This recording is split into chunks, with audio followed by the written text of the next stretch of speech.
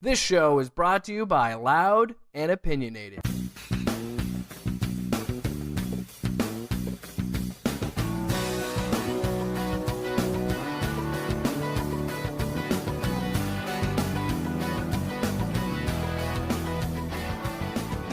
Exactly. Yeah. So Call it 15 for 15 because we're half that. We'll find. Yeah, we'll find some names. Some 3 for 3.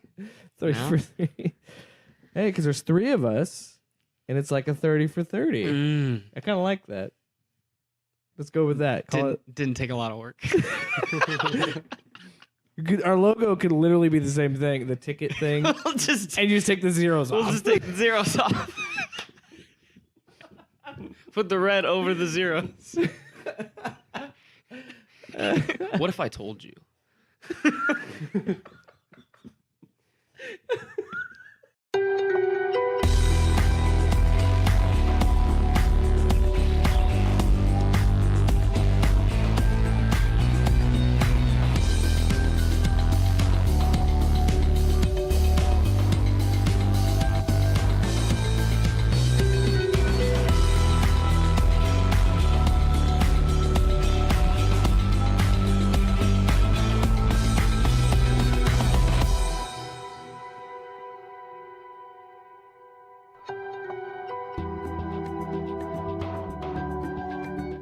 Welcome to the first Loud Sports 3 for 3, an in-depth analysis of something sports-related with me, Paul Rubidoux, Brandon Plecker, Hey, guys. and Jake Williams. How's it going? So today we're doing something that I've spent a lot of time on, and I brought this to the group. This was what I spent a lot of my spare time with over winter break.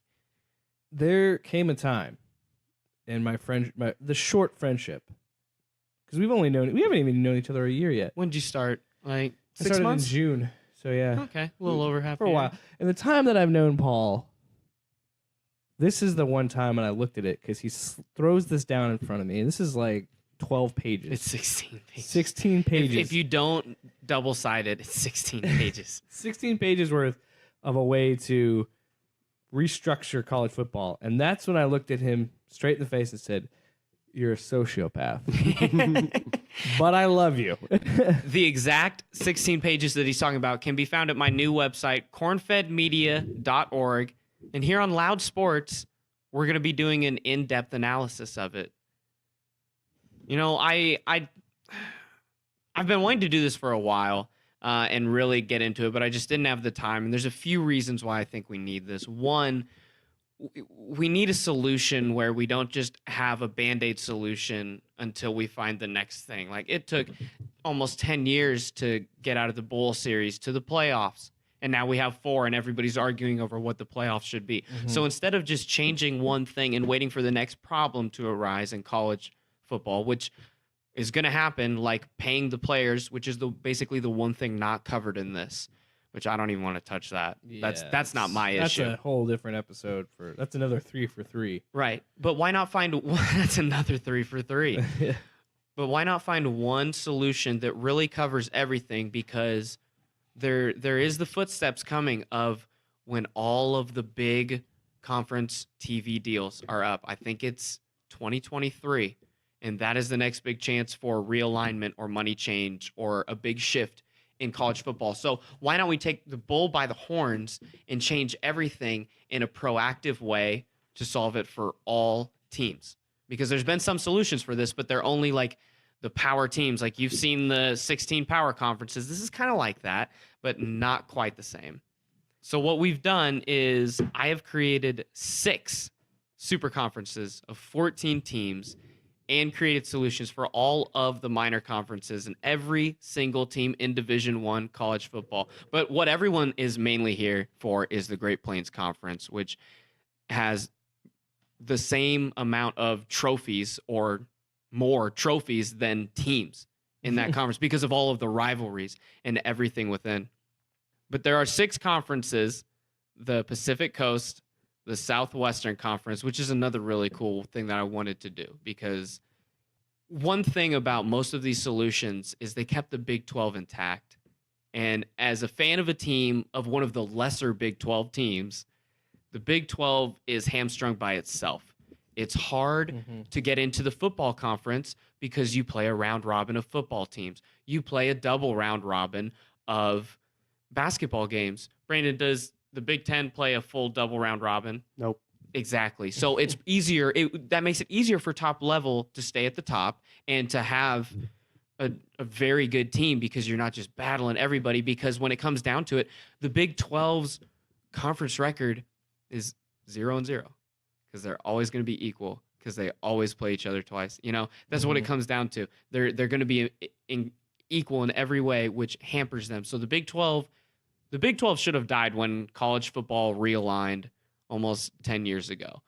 When A&M, Mizzou, Nebraska left. Colorado too, that's right. The smaller schools like Baylor, Iowa State, and Kansas were very scared of Oklahoma and Texas going to the Southeastern Conference as well, which was a threat, which is what created the Longhorn Network, which is basically a hostage agreement from the smaller Big 12 schools saying, we will let you basically. How is it fair that there are Texas high school football games on the Longhorn Network from a recruiting standpoint? I mean, come on. But they signed away all that rights. It's not a Big Ten network. There's not every team. It's a Texas network. And I can watch it when Iowa State's playing Texas. That's the only time Iowa State's on it. So the Big Ten did something much better than the Big 12 in that way.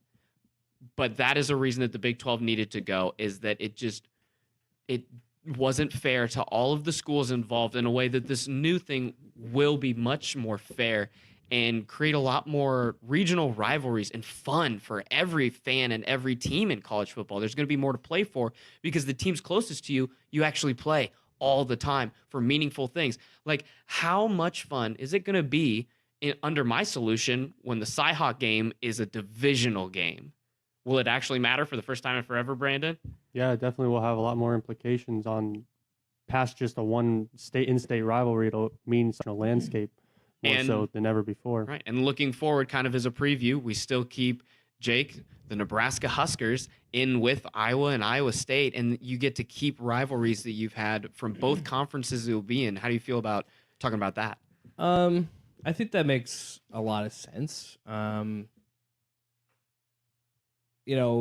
think the only time Nebraska really had a legitimate Big Ten rival is when they played Wisconsin, and they've only beaten Wisconsin once. Mm-hmm. So I think I guess Iowa, that's definitely more of a rivalry. Iowa has the lead now. I think it's 4-3. There's still that, and I think I think it could only be better if Iowa State and Nebraska play each other because I just miss playing Iowa State. More than what people in your home state would say is a rivalry between Nebraska and maybe Kansas State? Not really. The only legitimate rival.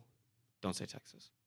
No. Oh my gosh. I don't believe that. That's stupid. Thank you. You're so logical. No, the only rivalries that really came out of the Big 12 for Nebraska were Colorado and Oklahoma. And they didn't even get to play Oklahoma. That was more of a Big 8 rivalry. They didn't get to play them every once 2 they years. expanded, the scheduling changed. And yeah, they only got to play them once every 2 years. But Colorado is really the only legitimate rival. I mean, they never really had a rivalry. And once Colorado is moving, what's there for you? Right. Which is a good point, except what's there for you? The bigger money. And so the teams that now don't take offense to it, but Nebraska is one of those teams that was kind of a money grabber during the first college football realignment. Yeah. Same with Colorado. Same with the Big Ten in general.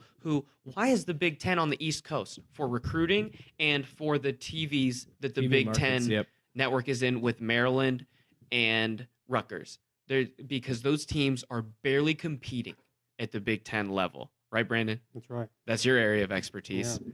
So the only thing good is the Maryland women's basketball team? That's about it. It really is. That's about for either school.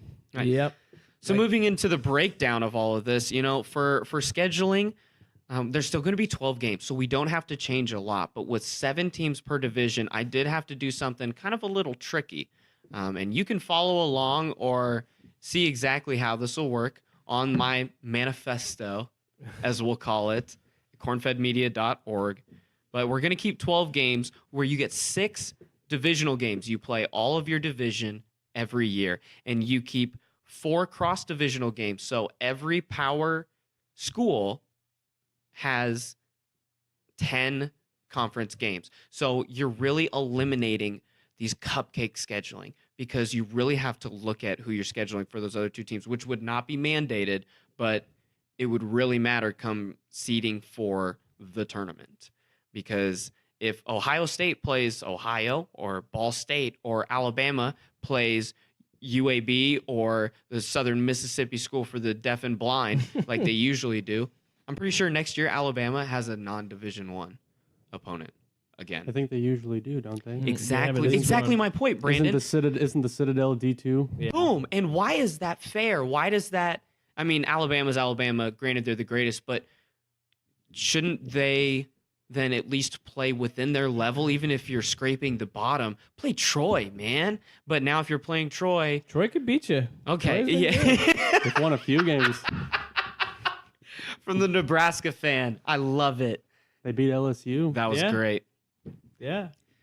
But it really does take out that kind of cupcake scheduling where I'm pretty sure the SEC plays only 9 conference games. How many conference football games does the Big Ten play? 9. If you count the No. championship, it's 10. 8 unless you count the Okay, championship. well, my point is that the Big 12 plays every conference opponent. The other big conferences don't because of the teams, and that can actually lead to an unfair advantage for the teams at the top when it comes to your non-conference scheduling. What I'm doing is getting rid of that by mandating all of these conference games. And so now what we have to do, because of the 7 teams, the odd number of teams in the divisions, you have an anchored rivalry, which really makes this a lot more fun. So even though Washington and Washington State, you're going to see, are not in the same divisions, they still play each other every year. So there's a lot of rivalries that were still kept intact because of, or that will start anew because of this really cool anchored rivalry in not your division. I don't know about 10 games, though. I understand how that works for what you're trying to do, where you are trying to eliminate Division II team, but I don't know. Don't you think 10 games is a bit excessive? Well, 10 games 11 if you as get compared a to what? championship? They play 12 regular season games now, and they would play 12 then. Yeah.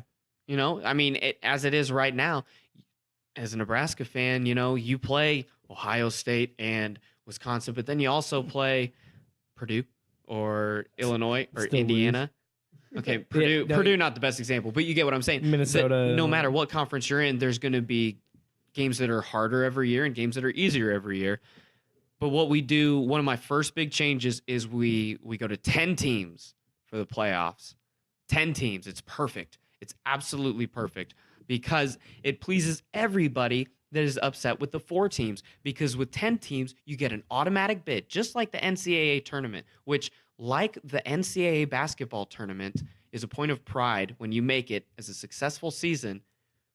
A trip to the college football playoffs will be seen as a successful point in the season. We've mentioned this before on one of our very earlier podcasts, but under my system, Iowa would have made the college football playoffs in the year that they started 12-0. So, Brandon, how much do you think it would help Iowa from a fan standpoint and from a recruiting and incoming money standpoint if Iowa has a banner in Carver Hawkeye that says CFP automatic or participant?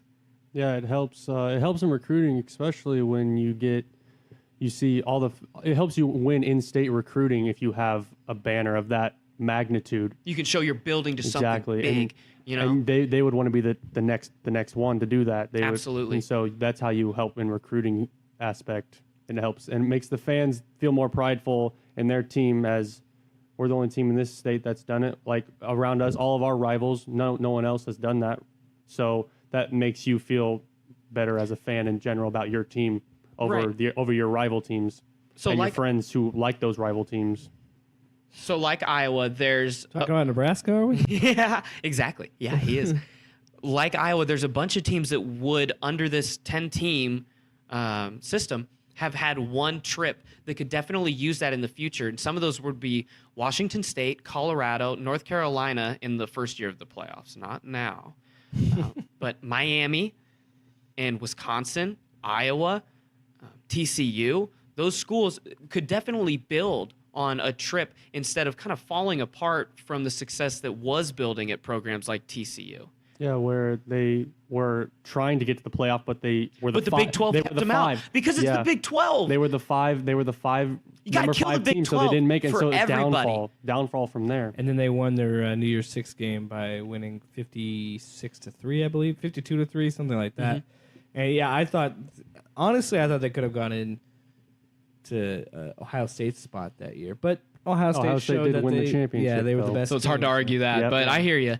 So, Hindsight's 2020. right, moving forward with that perspective of how valuable this is to every team that makes it, automatic bids are what's really cool about college basketball. So we have 6 automatic bids from the 6 power conferences. Is that like a 1 and 2 seed? They are automatically the top 6. Yeah. So the top 6 are automatically the power 6. So even if you're an upset for, the Pac-12 and Colorado beats USC, they're at worst the 6th seed, which could make a really cool matchup if the 7th seed was conference champion loser Georgia. You get cool games like that. So you have the 6 automatics, which people say that every conference should get in. So now those people are pleased. And the people that want more schools and some automatic bids are also pleased because there's 4 automatic bids. And I have a little asterisk to keep everyone, even those UCF people, happy because, let me read it here. If no team outside of the Power 6 conferences reaches 12 wins, or no, excuse me, that's the wrong asterisk. No, that's right. Cut. That's right. Yeah. No, that was the asterisk under the asterisk. What I need is the 10th slot, or in seeding based on number of wins as high as the 7th spot, the first non-power conference team. So that would be Mountain West, Sun Belt, CUSA, or MAC, to win 12 games is automatically put in the top 10. So that is your Cinderella story, because that's what makes college athletics so special, right? We got to do something to create that, because how are we going to get a Cinderella into the 4 when we know when the season starts, half of it is going to be Clemson and Alabama? Yeah. And UCF hasn't gotten a chance yet. Exactly. So this is how a team like UCF would have been in both of my conference playoffs, both of their undefeated seasons. This is how a lot of teams would have gotten in. But there is the asterisk under the asterisk, so that people are like, oh, what if the best non-power school is 10 wins? Well, if there's no team with 12 wins, it reverts to an at-large, which can be given to a power conference school that we know will put up more of a fight in the tournament, because this is all about money. This is all about TV rights and people watching these games and the bowls themselves and what it brings to the cities. So next thing of why my solution is so awesome, which of these cities is going to say no to hearing that their bowl game is now associated with something that matters? I don't know why they would.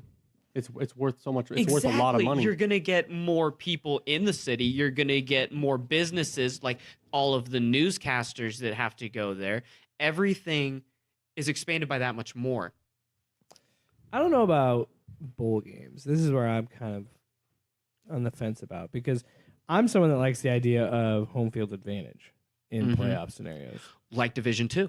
Yeah. Yeah. So like I would work it kind of like the NFL's system, where the top 2 seeds get home field advantage. The higher seed gets home field advantage on all the brackets like that.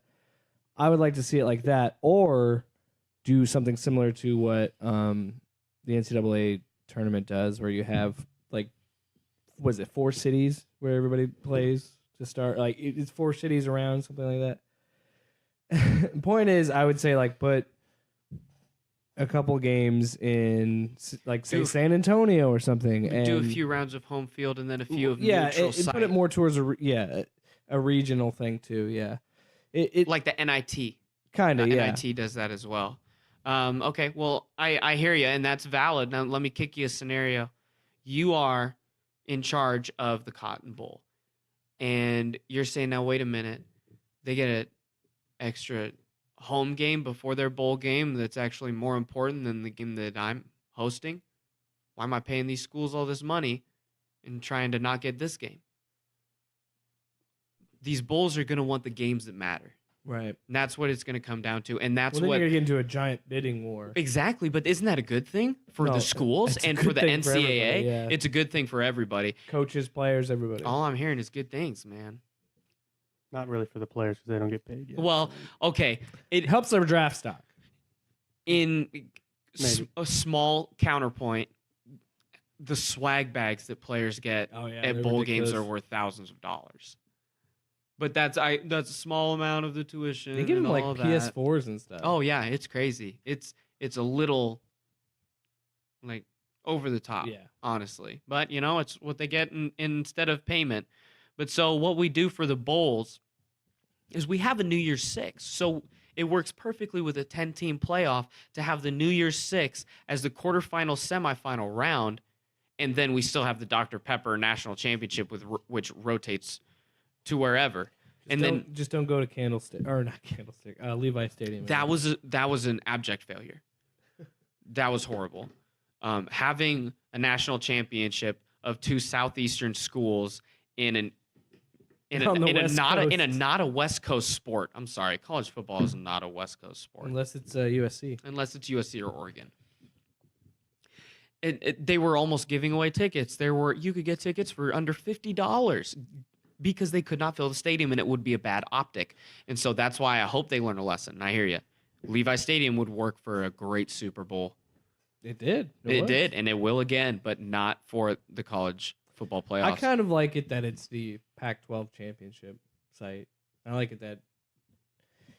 Well, it's closer. It means more. Well, Right. on the West Exactly. Those- It'll matter for two. Okay, I'm more likely to go there if I'm a fan of Stanford than if I'm a fan of Texas. Even. You know what the Pac-12 should do is when the Raiders finally land in Vegas, they should play their championship games, like rotate around. I like that. Well, Use Vegas would Levi be cool, and use that also Vegas the stadium. Rams' new stadium, whatever. I don't know what it's going to be called, but that would be Cronky Palace. that would be But, I another mean, obvious choice. The Big 12 did that. The Big 12 rotated between Jerry World. I don't understand why the Big 12 is not at Arrowhead, which would have worked better Well, they when did, though. when They it did. was the 12 that was like it was the center of it. It was actually kind of they rotated around. It was Arrowhead. It was the Alamo Dome a few times. Then it was Jerry World, Mhm. and it's Jerry World now because that's where all of the Big 12 plays their big games is in Right. Jerry World. Well, another correlation to college basketball, we kind of have a play-in round where we have the 7-10 matchup and the 8-9 matchup in this playoff. And then the round of 8, yeah, my math. The round of 8 after you lose 2, which is the quarterfinals where the 1 would play the winner of 7 and 10. And this is fixed, not reseeded. So like college basketball, this is a fixed bracket. The 1 seed plays the winner of 7-10. The 2 plays the winner of 8-9. 4-5 play each other, and 3-6 play each other. Now, these bowl games can rotate who plays where based on which team is there. So if the 3 team is seeded as Ohio State, okay, go to the Rose Bowl. Cool. It's one of these bowl games, and that works out perfectly for everybody. Or you can have a rotational bidding war where schools like Texas could be in the Rose Bowl because the Rose Bowl wanted the Texas game based on who is the higher seed, and the actual bowls like the Cotton Bowl can say, "Excuse me, we want the game that Notre Dame's going to be in." That would actually be successful as well. But no matter what, we could have like either the Outback Holiday, Alamo, or rotating bowls for the opening round of the Yeah, first because two. it's an extra. They're extra games that we don't have for the Power Six. So Mm-hmm. so it can be anybody that's a other bowl game. If they want And it to be. to my point with why this could work better than what I was trying to say for home field advantage, it gives meaning back to bowl games. We kind of have that with the New Year's Six, but including the Outback Bowl and the Alamo Bowl and rotating them around, you're giving more purpose to a bowl game. Right. Granted, it's only for maybe 1 year, But that's it's still a bump 1 out of 4 years, and that Right. city feels that bump. You know it. You know, if the Liberty Bowl is the 7-10 game 1 year out of 10 years, Memphis feels that, right? And one final I like point. the idea of a bidding war. I like it too. Now, this is another point because there's still one group of people that I have not quelled yet with this argument, and that are the people that say this is too many games for the college kids. Well, if you actually look at it and do the math, this 10-team playoff system, and the other teams, all other teams still play just one bowl game if they make it. But this 10-team playoff system is still less rounds than the next division down that North Dakota State plays in right now. That is a larger bracket and a longer playoff system than this right now. So this honestly is the solution that makes everybody happy. And with 10 teams, automatics, you have the way for the smaller school to get in. It takes care of everything. Yeah. And division or FCS, is it? 1AA? The FCS, I don't know the technical. 1AA? Well, it's football championship subdivision. Okay. And FBS is the Division 1. But yeah, FCS has made it work for years. Right. So yeah, I don't think that it's too long. I think the issues are, and we I think you and I have talked about this before, but it has to be better scheduling wise. I think because the big issue is they're going to run into the NFL. That's a great thing about this 10-team playoff too, Jake. Explain why.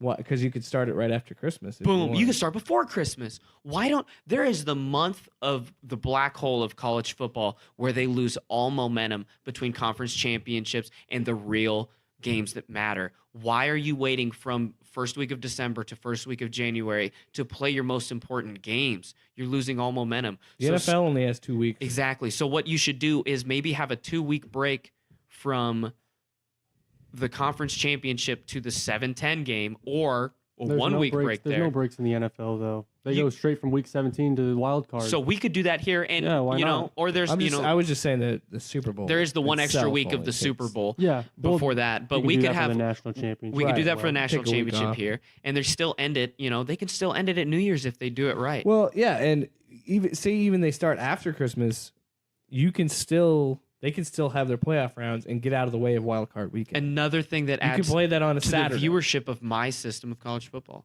because that way you get the 1-2 punch of both sports being in their Right. opening rounds of the playoff. Well, that's scheduling and postseason and the bowls and everything else. So let's jump into the conferences.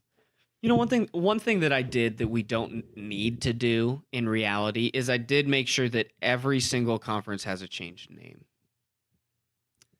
I don't know if that's important or not important, but I feel like it since all of the conferences do, like the numbers add up to dissolve all of the conferences and put them into these new conferences, like what was known as the American Athletic is now the Great Plains. You just rebrand, take care of like moving headquarters, or just sell and create new, and the numbers add up and it takes care of everything. But you know, I changed the names of all of them. We start with the Pacific Coast Conference. Which is not really different though.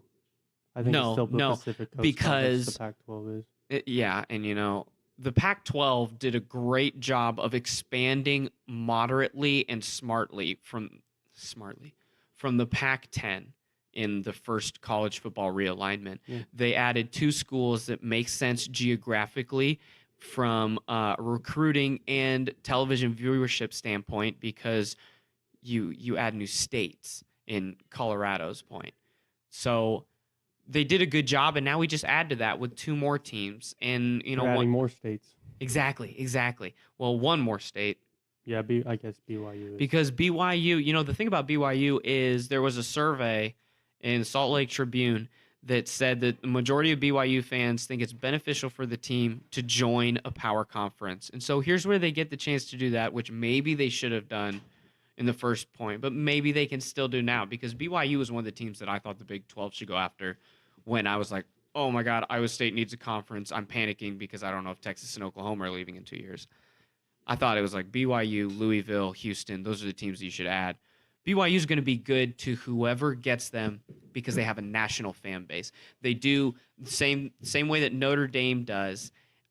They command a branch of Christianity which they really do. From a collegiate standpoint, this is where the people of that state and of that religion, a lot of them go here for that reason, and they have that following of Catholic people all over the country. Their favorite team is Notre Dame, whether they went there or not. And so BYU does feel that bump because as a private school, they don't have to report how much their athletic revenue is, but it's probably over $50 million a year. And that works. That works for everybody. Mormonism is huge. That's like the Mormon state of America. Yeah, if you've watched Abducted in Plain Sight, you can see how people in the Mormon state refuse. live. I watched What a one part of story. that, and Oh my goodness. It couldn't happen in the technological era that we're in now. I watched enough of it where I was like, I don't need to watch it. It gets anymore. worse. It's terrible. It's so I cannot believe it happened. I'm not going to say anything on this podcast, but last thing is when the father makes his confession. Mm-mm. Oh my! I saw that. And just his face when he explains in the phrase that he uses. Relief. Oh my god, That poor guy. Dude, I He's going to be a meme like what's his name from Firefest Oh, was a the event manager meme. dude. At that point of this movie, I was like, you know what? I'm gonna go to bed. I was late. Good night. It was after an overnight shift at work. It was super early in the morning. I watched a little bit of it, and I'm like, I'm gonna go to sleep. I want to apologize to BYU for making that connection. No, yeah, here you- on this podcast. Back to BYU and the Utah Utes and Yes. the great state of Utah, beautiful state of Utah, and the wonderful people that live in it, from Salt Lake to Provo and everywhere in between. The Pacific Coast would be able to just add two teams, BYU and the other really logical one that has competed at a high collegiate level, brings in athletic revenue, has a national brand, is Boise State. Why didn't they get Boise State earlier? Yeah, I don't know. The whole Boise State's been a very good football team for a long time. But the reoccurring thing is, are they as good as they can be because of the conference that they played in, right? But then I think their bowl game with Oklahoma really showed that they could run with the big dogs. Yeah, definitely. They They've did a also great beat, job of recruiting. They also beat Georgia one year too in their season opener, so they have played well. And I think you're right. That's a very logical decision to put that there because they're also a flashy team. Mm-hmm. And With the blue field. yeah, The and blue field, yeah. See, they have a that's very an passionate ad. It's fan something base, that too. makes them different. It makes them unique, and it makes people tune in. I definitely believe that it makes people tune in. I can't. I just want to be able to It, look. I just want to be able to look at one of these. It bothers my eyes. The blue Yeah, it's field hard. It messes is with kind of. me. It is a lot different to watch on the blue field. I don't like playing them in NCAA football. I don't. So the way to split the Pacific Coast Conference for the 7-team divisions is you do a coastal and mountain, and you protect some very important rivalries. But the coastal division would be Washington, Oregon State, and then the California teams, so Stanford, Cal, USC, and UCLA. Washington and Washington State would be a part of the anchored rivalries in every conference, so that certain rivalries are still kept even though they're not in the same divisions. So the Mountain Division is Washington State, Boise State, BYU, Utah, Colorado, down to Arizona and Arizona State. The very important anchored rivalries, which let me know if you think there's any better than what I have here. We have Washington versus Washington State every year. Oregon, Boise State, which is they had a rivalry. That Garrett was Blunt punched a guy. yeah, that was where LeGarrette Blunt punched a guy. So that was all I had in my head. Is that it has to be Oregon, Boise State. So Oregon State, BYU, Stanford against Utah, California, Colorado. Colorado was the one, they don't really have a border possible rivalry in this divisional setup, but they're going to have some great divisional games against Utah and BYU. Then we have Arizona, USC, and Arizona State, UCLA, which you basically have, the Tucson and Phoenix against SoCal. I would flip Arizona State and Arizona. I would have Arizona State play USC and UCLA play Arizona. So I think you want the blue to play blue and the red to play red. Yeah. I don't know. I guess I think of more of a. I think of it I'm also trying to think of college basketball too, because I think, even though they wouldn't have the anchored rivalries there, depending on the college basketball schedule, developing a rivalry between Arizona and UCLA as border states could work on a multiple sport level was one of the things that I also thought of. So what you can do for the venue of the new Pacific Coast, the Pac-14, if you want to so call it, I really like Mile High Stadium. I think that's a good place for a conference championship. Maybe it's just because I really like playing college championship games in NFL stadiums. What do you think? I think that's a good idea, but I think we should do the suggestion that I had that it rotates because there's NFL teams that they can go to. They could go to Phoenix. They could go to Levi Stadium. Levi Stadium would be great. They could go to Vegas. Right, Vegas. They already play in Levi Stadium now. And and then you could go to Mile High, and so you can jump around with it. Yeah, maybe it's just I'm not a Big Ten guy.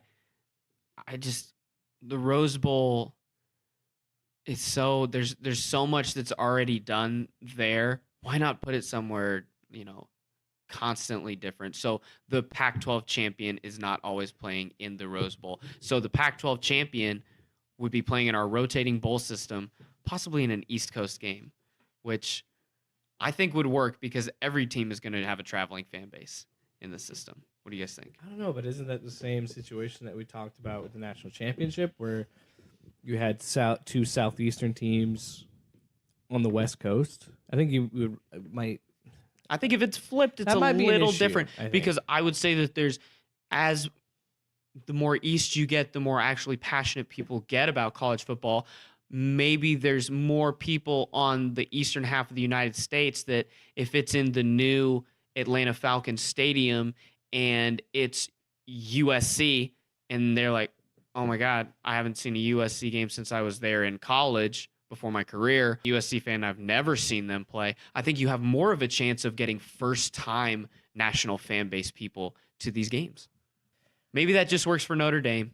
I think that might be just an Oregon thing. Well, USC would be a good example. I'm sure they have a very large fan base outside of California. But then there's also teams like, in state. All three of us have different fan bases that we know travel better than some schools that are, bigger than them. Mm-hmm. Iowa State, Nebraska all travel incredibly well for their bowl games, which they would to either coast for one of these games. That's all we got. Well, Iowa goes to Florida. They go to many Iowa fans that I know went to the Rose Bowl. Yeah, exactly, and we go to Florida a lot for our bowl games. That's where a lot of our bowl games have been. Outback Bowl, Capital, the Orange Bowl, Tampa or another one. I can't remember the other one, but they went to Florida multiple times and they always fill the stands. And also at the Rose Bowl, which is in California, opposite coast. So that shows that they're willing to travel either direction. Okay, well, that's our summary of the new Pac-14, the Pacific Coast Conference. So the lesser conference, the non-power conference out west, we have the Mountain West, which basically doesn't need to change at all. What we do here in my college football is we basically get rid of the independents. So there is an independent out west, and there's a team that recently went down from Division I. Idaho's no longer a Division I football school, so that actually made my job a lot easier. It just helped, all these numbers just fit into place as I looked at the map this certain way. And so we replaced that with New Mexico State was an independent. And if I have that wrong off the top of my head, and it was New Mexico. I think they both. It was New Mexico State. That is it. Okay. So New Mexico State joins, and then you have a Mountain and West Conference of a 12. It's a 12-team, fully respectable minor conference of the western half of the United States where you don't need the anchored rivalries because they're not as important here. But our Mountain Conference is Air Force, Colorado State, New Mexico, San Diego State, San Jose State, and UNLV.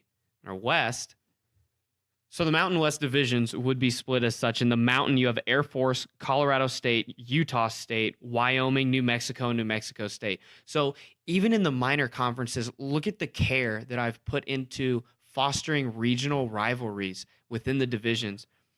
No, seriously, that's what really makes I- it work. No, you're doing a great job, but you're just Air Force and Colorado There's such an State, ego Utah about it. State and Wyoming. That's, they're all going to care about those games against each other. Same with New Mexico and New Mexico State. In the West Division, there's Hawaii, Nevada, San Jose State, UNLV, Fresno State, and San Diego State. So you have all the California schools. You got your 2 Nevada schools, and Hawaii way out there.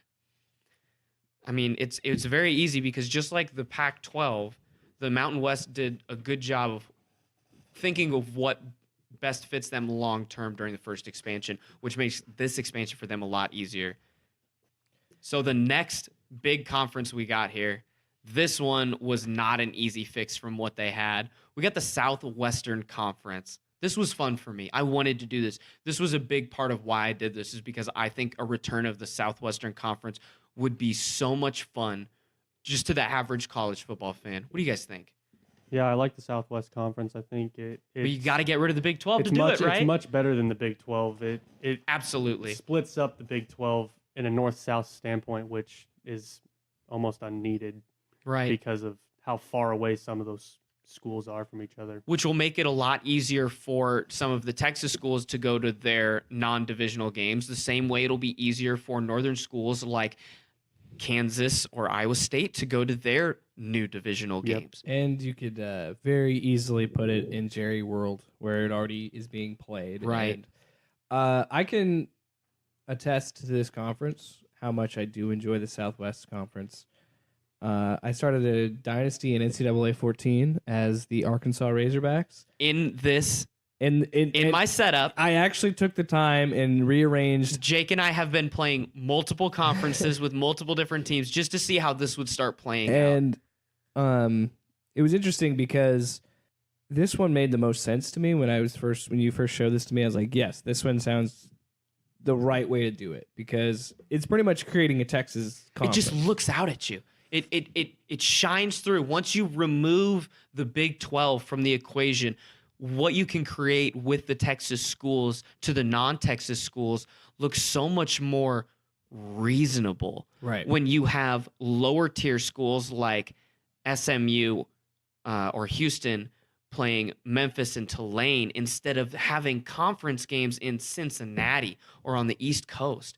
This is what they should be doing. And so then even the bigger schools, man, Texas, Arkansas is back. How fun is that going to be? Well, that depends on how you do your anchored rivalries, because Right. It won't be an every year thing. what I did in my dynasty, the anchored rivalries are as they show on here, and you'll get to them, but it wouldn't work that way. But you Not would, for what you wanted to do with Arkansas, Texas. but you would get the Southwest Club. My goodness, Southwest Classic of A&M against Arkansas every year, Right. and that's a fun rivalry that can be established.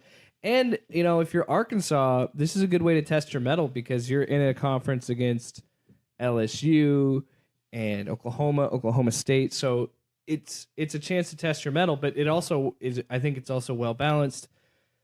Even the smaller tier Texas schools Well, I know mean- they can compete with the Big 12 Texas schools. Houston can beat Baylor. Definitely. Come on. Yeah, the Texas division is stronger than the Arkansas River division. I will say that. The but- Arkansas River. Let's just Oh, let's the just river. let's meet that head on. It was really hard to be able to find a name that was non-Texas, because you have the 7 Texas schools, which another reason that this system just fits perfectly together like puzzle pieces. There's 7 Texas schools that would be put on this level, and then 7 non-Texas. There's Memphis, and then schools in Arkansas, Louisiana, and Oklahoma. What can you do that combines all 3? Closest thing I could find was the Arkansas River that flows through all of them except Memphis. Yeah, I think experiencing it with the dynasty and playing it that way, that's when I realized how well these teams can go together. And I think of all the conference setups that you have here, I think the Southwest Conference is the best constructed one, I think, because of just how easy this one. I feel like this is where you always start. This was a good starting point. Even This though is where you build. I actually did start with the Pac conference. I thought that That would was be Did you very go left? easy. Did It you was- just go left to right? Yeah, I did. I started with the Pac, and Pac-12 then would definitely be the what I easiest. did to do this, I created the Pacific, and then I drew the line of where I wanted to cut the Big 12, and that's how I started this. And that's how I think I've been able to look at it with a fresh eye compared to other people that have done something like this, is because I did the left and then I cut the line of the Big 12. And so down here on the south side of the Big 12 cut, let's get into it. The teams that we have here. So the original teams from the Southwestern Conference: Texas, Arkansas, Houston, SMU, Texas A&M, and technically Oklahoma, because they were in it for 4 years in like the 1919 and 1915 through there. It was like a 4-year period. Before they went to the Big 8. Right. But they were a member. And then newcomers that will provide a lot of value, like LSU, Memphis, Tulane. Come on, I want to play in the Superdome. Tulane is super cool.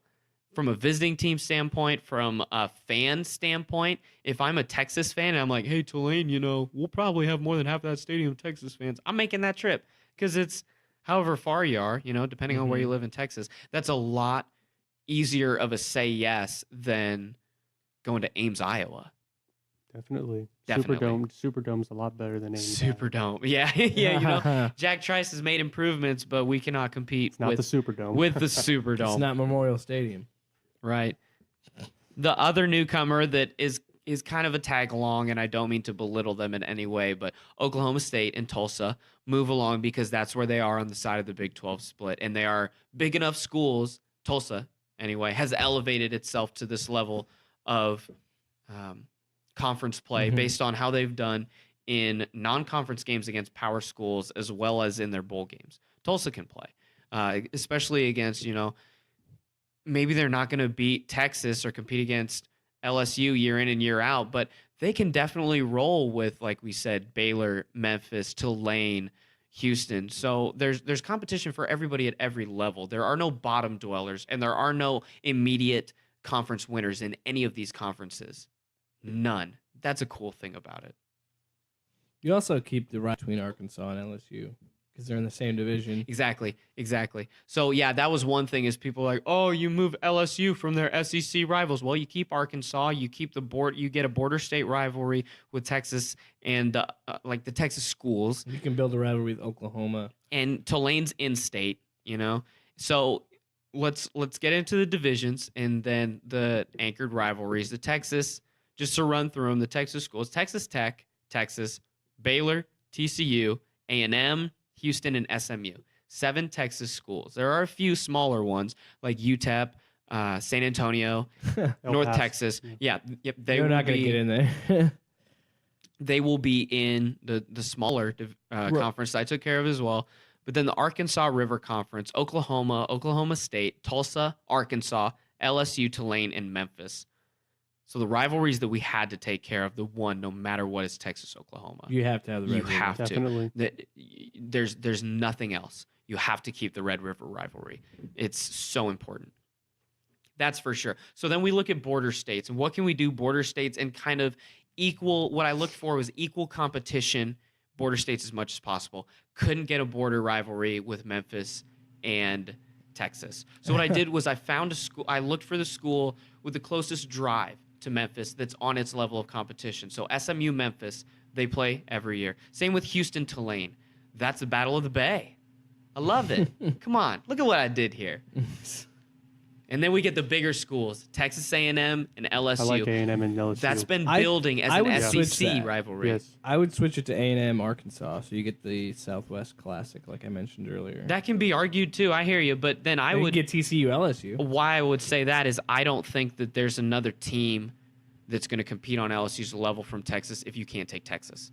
I don't think, because what we have left is Tech, Baylor, and TCU. I would think put that TCU in that scenario. possibly, and they can. I don't think they're on the level of LSU. They're not at the level they necessarily, were a but few years ago. I think they could compete. They can compete, but I think that people in the area, based on what's happened in the past few years, would like an A&M LSU. You also get that old SEC And then you rivalry. can right, and then that you they- can keep a higher than average level competition rivalry started between TCU and Arkansas, which you could do with A&M and Arkansas as well because they are SEC as it is now. Yep. But what I have here is TCU, Arkansas, and then Baylor, Tulsa. Okay, so another border. You just look for the borders, and then Texas Tech. Man, Texas Tech is the one school. They're in a different time zone. I thought about putting them in the West just because they're in a different time zone. It's hundreds of miles to their divisional games within Texas. They're so far out there. But we kept them here. Texas Tech is going to play Oklahoma State every year, and then all of the Texas schools every year as well. So do we want a rotating conference championship between like the Superdome, Jerry World, and Reliant Stadium? Personally, I think. Or is it formerly Reliant Stadium? Where are you talking about? NRG Stadium? Yeah. Yeah, I was like- Houston. See? Formerly. I knew it wasn't Reliant, but I couldn't think. I was like, it's letters, but I don't know the letters, so it's Reliant. NRG. Yeah, I mean, I think it's nice to have a single place where you go every year, I think it should be Jerry World. because not that splitting it up is bad in any way, but it's kind of like your Big Ten, Pac-12, where you say, if we win, we go to the Rose Bowl every year. You can say that same thing, like, we're playing in this championship game to go to Jerry's World, to play in the Southwest Championship game. You know, that's just a thing that comes out. The same in the Big Ten. You always go to Indianapolis. You always go to Lucas Oil. Which is a great stadium. Which is a great stadium. And that's kind of like, you don't necessarily need 3 championship venues. One can build itself to be, that's the premier place. That's where you want to be. You could make an argument for the Superdome, or is it the Superdome? Yeah. Yeah, the Superdome. You can make The Mercedes-Benz Superdome. Yeah, you can make an argument for that and play where the Saints play. It's such a cool stadium. And that's Tulane's home stadium. Right, and you could. But that would be where. But it'd be a home field advantage. That would be where. Since it is a home stadium. Oh, LSU would dominate. And it's on the very far except that east LSU side of the conference, which makes it true. less appealing. Maybe it should be in Texas, and that's why NRG's kind of in the middle. Yes, Houston is more in the middle in the conference landscape. If you have it at the Superdome, if LSU can get out of their own inferiority complex, that they just like poop the bed whenever they play a top level team. That's what it used to be. Yeah, Clemsoning. Not anymore. You know, then the Superdome would be a problem as a host. But I hear what you're saying, and it probably Arlington's where they're gonna go. Yeah, it's just that's because who's gonna give the most money to do it? It's Jerry. Yep, that's it. So then the little conference attached therein, the Sun Belt. The Sun Belt kind of takes the lower schools of the Southwestern Conference and the New Dixieland, which is a mix of the Southeastern schools and some Atlantic Southern schools. But what we have in the Sun Belt, there wasn't a lot of change. UAB, Troy, South Alabama, Louisiana Tech, Louisiana Monroe. Yeah, I'm looking at this, and that's the East. Sorry. Yeah, I'm looking at this. I'm not seeing a lot of.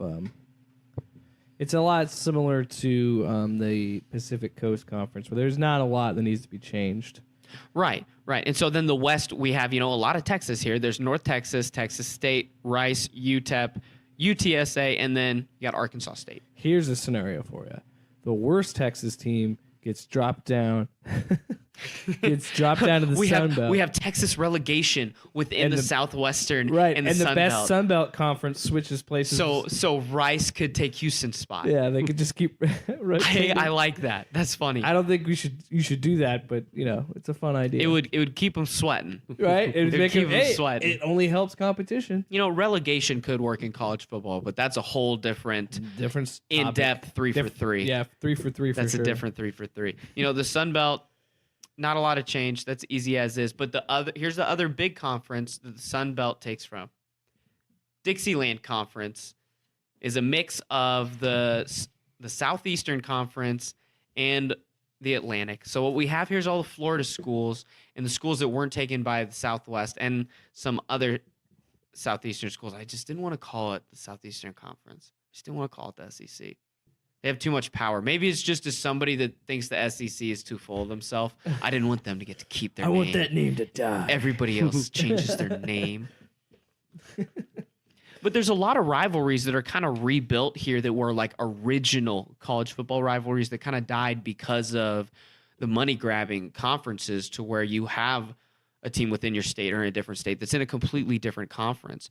So there's rivalries like Auburn and Georgia Tech, who first played in 1892. Auburn and Clemson first played in 1899, and now we get them in the same conference again. Clemson and Georgia, or Miami and Alabama. That sounds crazy. To me. Clemson and South Carolina. Keep it in the state, And then you got the Florida rivalries. You got Florida State, Florida, and Miami all jostling for position. With UCF. And UCF saying, we're here, baby. Yeah. We're here, baby. So that's it. There are the three. With UCF, there are two other smaller schools that make the jump here. USF, the University of South Florida Bulls, which I've done a dynasty with this team in this format on NCAA football because I love playing in the stadium. Did you know Raymond James Stadium? That's right. Tampa Bay Buccaneers. Tampa Bay.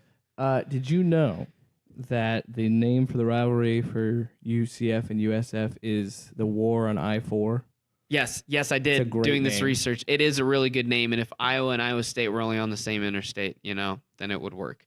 When I'm looking at this and I'm looking at these divisions, when I look at these scenarios, I said it while you were talking. I kind of blurted it out there, but like Miami could be playing Alabama in a championship game scenario, or seeing Florida State playing against Georgia. Well, I guess that's not that weird because that's ACC. But or maybe say UCF somehow wins the East and they could be going up against, Alabama or Ole Miss or something like that. Like this conference is the most bonkers looking conference to me because this gives a lot of power to the SEC. This is still immediately a very powerful conference because within this conference there is Alabama, Clemson, Georgia, and whoever else decides to come out of there. So SEC fans, calm down. You still have a very powerful conference. There have been some changes. There is no Tennessee. We'll get to that later. Tennessee sucks anyway. So yeah. Well, but I like this one. I am a little worried that it is heavy-handed, especially in the East because you think the East? I would say the. Well, okay. I'm sorry. It's heavy-handed in the West. What I meant to say is I can see the disparity in the East because UCF, everybody loves that Cinderella story, but in reality, could they survive? And this is a question UCF and USF that they should ask. Yeah, this is the question that they have to answer now is can they actually compete at the highest level? Can they play and beat Clemson, Florida State, these teams every year? Just like Southern Miss, the upstart in the other division. Where in the West, the only team that maybe could you really be like, could they compete with these guys is Southern Miss. Mississippi State, Ole Miss, Auburn, Georgia Tech. I could all see them being very competitive against each other. Right. UCF, it slips me up. UCF and USF, I just don't know, could have those legs. They've been two of the best teams in the American Conference for two I or think 3 they years would. in a row. I think they would be. But they're not playing they would be Florida, ready. Florida State. I think Yeah, they you're would right, want but they're both the teams that are looking to build to be even better than. And now they're this playing could be very their well. chance. They're Yeah, both. Now we get rid of the UCF Florida stupid thing where they have to alternate where they play each other and they play each other every year. But Ole Miss was 6-6 this year. Southern Miss would not be a bottom dweller. I don't think. I think they would. Georgia Tech hasn't been very good for a few years now either. I tried to create all conferences thinking about not creating bottom dwellers. So here, let's do the divisions in the West. And these divisions, what's most importantly, they're not exactly geographically correct, but what is most important is keeping in-state teams in division if possible. Would you agree to that? Yes. So that's what we tried to do here, or I tried to do here. So in the West, even though you're going to say, what? Those schools, we have Alabama, Auburn, Ole Miss, Mississippi State, and Southern Miss, and then Georgia and Georgia Tech. Let's get them in the same division. Same thing I wanted to do with Iowa and Iowa State. Let's get teams like that in division. Did you make Clemson Alabama an anchored rivalry? You bet I did. So we get the championship every year. It's like veto powers. It's like the checks and balances in our They could be government. playing each other twice a year. Every year. You know what? They could realistically play each other 3 times a year if they play their anchored rivalry, conference championship, and one makes an at-large bid into which I could see happening. I want to throw up. And exactly. I want to throw people up. say that we see the same teams every year, but how much more are those? Oh my gosh! Yeah, but Clemson, Alabama is so much fun to watch. I know we get spoiled in it because they're both very good, but at the same time, it's like, why? This isn't fair. Listen to this, Jake. You are literally talking about the birth of a Duke, North Carolina rivalry, basketball, but in football. That is what this is. Even though it's not the same state, I get that that's a little harsh, but you're talking two of the best teams year in and year I just out think people would lose interest. fighting to get to their conference championship. So people could lose interest, but that's why you have 10 teams, not just these are two of the 4 teams. You have 10 teams, which if you listen to the long form of this, we explain our 10-team playoff system. But in the other division in the East, there's Clemson and South Carolina. Yes, I love it. That's what I was trying to do here. And then the Florida schools, Florida, Florida State, Miami, Central Florida, and South Florida. Where do you guys want this conference championship? I think Atlanta. Atlanta sounds like a good think spot. New one? The Ben Mercedes-Benz, Stadium yeah. is incredible. So, Right. and it's been host to a lot of big events already in a short period of. Just Which don't- they want to do. Just don't put Georgia in there. No. They'll choke. Yeah. All right, here we are, the big one, the cool one, the most important one to all of us. The Great Plains Conference. This was besides the Southwestern Conference, this was why I wanted to do this. There's too many weird conference splits. Whether you're talking about Nebraska or Colorado moving, which again, we didn't keep Colorado in this, but the Big 12 as kind of like this north to south strip of America. Mizzou is in the Southeastern Conference instead of playing the Kansas schools and the Iowa schools. There's things that could change here, and there's things that can change for the better. And so that's what we wanted to do. And another really awesome thing about this, Iowa and Iowa State, same division, so we can move their game. From the second week of the season. Exactly. Now, when you actually stop and think about it for a second, you can keep Iowa, Nebraska on Thanksgiving weekend, but if you put Iowa, Iowa State on either end of that, which I would say both fan bases want to play that game more towards the end of the year. Mhm. Rivalry games in almost any sport, a college sport, you try to schedule them towards the end of the year. Rivalry week in college basketball is, I'm pretty sure, more than halfway through the conference schedule. Well, yeah, Michigan, Ohio State play last game this season. Exactly. Clemson, South Carolina last game this season. So we want that. Yeah. We want that. Why not? Yeah. We don't want it in September. Well, I mean, the tailgating is a lot better in September. But if it could even move around, and not be anchored, I think it would help both schools. And I think it would be more fun. And with that, and then having Nebraska in the same division, like we mentioned before, you can have that 3-pronged rivalry where they all are competing against each other because they're all recruiting against each other now. Exactly. And I mean, Nebraska and Iowa kind of already do that now, but now you add in Iowa State, so it's a whole different dimension to it. Like, I love the idea of bringing in North Dakota State because Yeah. So let's do it. The most important the most important division to our listeners of this entire thing is the Great Plains West. The Great Plains West, we have North Dakota State, Minnesota, Iowa, Iowa State, Kansas, Kansas State, and Nebraska. So our Midwest people, this is it. Think about these teams together. And now let's dive back to you, Jake, North Dakota State. Well, I think it's an obvious choice just because they've beaten other teams in this division.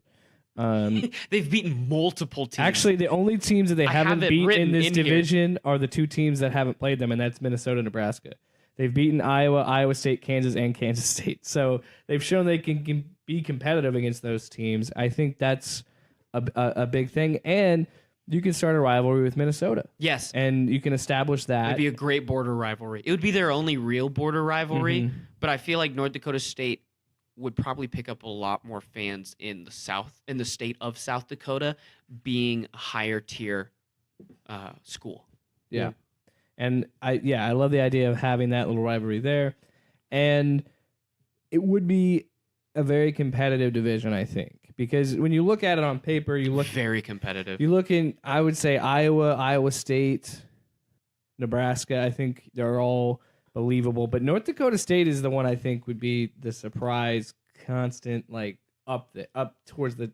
If they don't win it, they're in second place. Right. They're always going to be competing for So it. I have a really fun stat for you. So there would be rivalry trophies created by this, like Minnesota, North Dakota State. Sure. That would probably get a rivalry trophy. They'd make something out of it. But as of right now, Like a frozen gopher or something. right, this is a 14-team conference. And between these 14 teams, as of this day, right now, there are 14 rivalry trophies. That includes things like the Cy-Hawk Trophy, or the Lamar Hunt Trophy. Well, no, I didn't count that one because it's not right now. But the Cy-Hawk Trophy would now be within the same conference. All of these conference teams should be together in this Midwestern Conference. I have one question though. Actually, two questions. Do we have the the $5 bits of broken share trophy between Nebraska and Minnesota? Do we add that in? If it's Well, a yeah, rivalry you trophy, have it. yeah. You got to keep it. Everything always is there. all the Even rivalries the are lame grandfathered Nebraska Wisconsin Freedom Trophy. when they play each other, because we'll get into the anchored rivalries. To me, that's an anchor rivalry. Is Nebraska Wisconsin Now, late in the year too? okay, and so now just to briefly go over it before we get into the anchored rivalries. I don't know about that. You'd have to take Minnesota Wisconsin. See, that's it. And I'm going to explain why I did these because there's some that people are going to disagree with. The East, there's Wisconsin, Illinois, Northern Illinois, and Northwestern, Mizzou, Indiana, and Purdue. Now, again, East-West is not actually literal because, I put Mizzou in the East and I put Minnesota in the West. That's because of the rivalries that it can create and the rivalries that you have anchored. So even though, Iowa State and Mizzou have a rivalry trophy, it's called the Telephone Trophy. Look it up. So does Nebraska and Missouri. They have the victory bell. Yes, but what is the most important rivalry to Mizzou fans within this? It's going to be the border war, the border war that's been played for over 100 years against Kansas.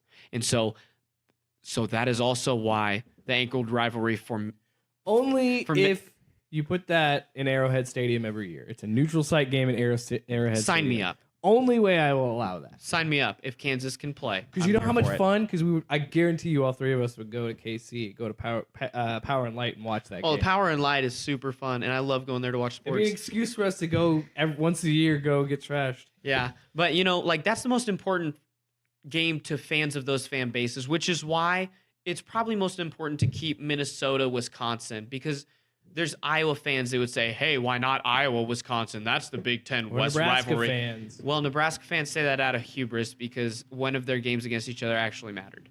Good point. Ouch. Once.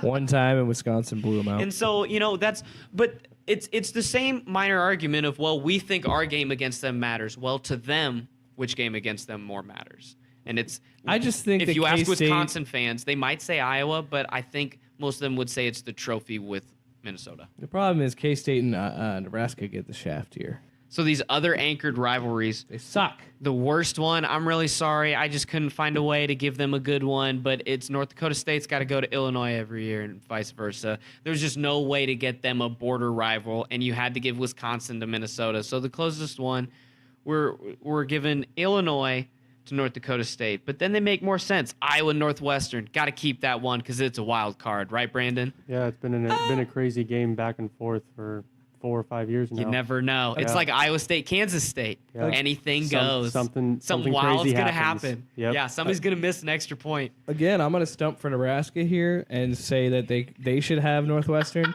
You're 0 for 2. You're 0 for 2. Because here's why. Because the matchup with Northwestern, the last 2 years alone, has gone into overtime, and Nebraska colossally effed themselves last year. It's always a wild game, and usually the team on the road wins in this series. I think it's an interesting exchange, and they both have ends on their helmet. That's a fun little thing. And He just doesn't want to play Purdue. I'm really I hate it. We getting to the root of the problem. I understand. I'm sorry, Nebraska fans. I'll take Indiana over Purdue doesn't. Purdue. If you want to switch that, I literally that was what it came down to. The last anchored rivalries that I couldn't figure out. Some of these are easy puzzle pieces. Some are harder ones. Kansas State and Nebraska, I was like, where are they going? And I didn't choose Nebraska, Indiana because of the colors. And if you would rather play Indiana than Purdue, I will happily switch Hoosiers that. Huskers, man. Hoosiers Huskers. Hoosiers Huskers. It works. You got to say it like that. But, only if it's like the Double H Trophy or something like that. The okay thing is that's an anchored rivalry that could kind of be changed in this. There's some that need to be these two no matter what, like Washington State, or Wisconsin, Minnesota. But there are some of these that don't really matter, but you can change if you think there's a better way to develop a rivalry. Like, send Nebraska to Indiana instead of Purdue. What's the difference? Well, they're both in Indiana, so both nothing. right next to each other. Exactly. No, that's the point. So sorry to keep you waiting on the Iowa State one. Iowa State versus Northern Illinois. From a competition standpoint, maybe they're not quite on Iowa State's level now, but it is a border rivalry, and you can build something there. Northern Illinois beat Nebraska. They could beat Iowa State. What does that mean? Troy beat Nebraska. That's my point. Second Troy mention outside of their conference in this episode. Yeah, I wonder why. I wonder why they were mentioned both. So then, why were they mentioned both times, Paul? So as we mentioned before, Kansas and Missouri would have their anchored rivalry, and then Mizzou fans are like, well, it was hard to give them a lot of border rivalries within their division, putting them in the East, but they're guaranteed Kansas every year. And if you just rotate it so that they play Kansas, Iowa State, Nebraska on alternating years, they do still have those games that are important to them because Iowa State and Nebraska have trophies against Mizzou. But then there are schools on the East that they can start building east side of the state, like St. Louis to the Illinois border with their more divisional rivals. So Mizzou's one that's kind of along for the ride to make this work, but when you dig deeper into it, they are still going to benefit because they have these every year border games and new rivalries to create. Well, a lot better than going to Florida. A lot better than getting destroyed in every SEC thing ever. I mean, the SEC East. It won't be every year, but it is something to get to play Nebraska every couple of years. No matter what you say about how I put Mizzou in this, it's better than how they are now. Right, exactly. They'll still get to play a couple rivalries and game. They'll still get to play Iowa State a few times. So we really like Arrowhead for a championship. I'm gonna give an alternate to that. I think Chicago. I like Chicago. Yo, Brandon, you're there for me. I love Chicago. Soldier Field as kind of a midway point because then you still keep those Big Ten East. You keep the Illinois, Indiana. Yeah, I was going to say those Kansas fans City's happy. in the corner of Kansas the conference. City's it's closer. not really in the middle. Right. Soldier Field is a lot more What about central. Lucas Oil Stadium? That is. It's a little east. It's kind of the same argument I think as that Kansas City. I actually think that Indianapolis is further east than Indiana or Purdue, which means that stadium would actually be outside the realm of the physical conference. That's what I mean. Yeah, it's kind of like Kansas City, where it's on the corner, Yeah. where it wouldn't really be. It's not centralized at all. No, I'm just saying Arrowhead is a neutral site game every year for. You could start the For season. the Lamar Hunt Trophy, you can have that at Arrowhead every year. You can have Iowa Northwestern at Paul, listen to me. Listen to Chicago. me. Listen to me. It's Soldier Field every Soldier year. Field. Listen to me. You can have Wisconsin, Minnesota alternate between US Bank Stadium and Lambeau. It works. Interesting. That's not what I'm saying. What I was saying was you could literally start the year, the kickoff weekend before the Chiefs play in Arrowhead. You could have the border war in Arrowhead, like they did that one year when LSU and Wisconsin played each other at Lambeau. Mm-hmm. So that kind of works for that joke you're making. It kind of works if you want to start the season with that because Colorado State and Colorado play in Mile High every year. You could do a really cool conference opening weekend where you In have an NFL set stadium. games that are in neutral sites all across all conferences, which would be really cool. It'd be like college basketball to start the season. That's what they do a lot of the time. Oh, right, the big schools would they go play on in the these battleship tournaments and stuff like or that. the Yeah. aircraft carrier. Yeah. A few things to finish up. The best conference in this whole restructure. North Dakota State does have some financial and legal barriers to be able to have a Division I football team. They need more school sponsored intramural sports.